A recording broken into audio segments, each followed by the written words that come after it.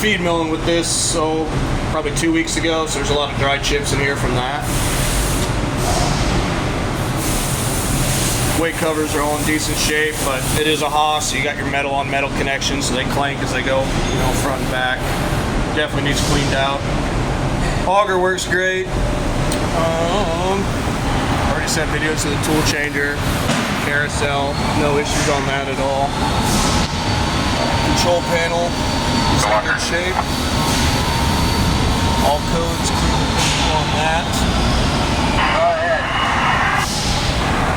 This does not have the high-speed machining. I will type that in. Making sure that was an option on these old 04s. 300 PSI coolant pump. You got 3 spindle as well as air blast on this one. Mist collector. Obviously the pallet changer.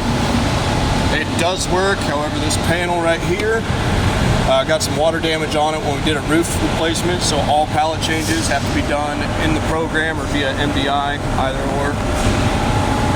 And that's pretty much it for this one. She needs a bath.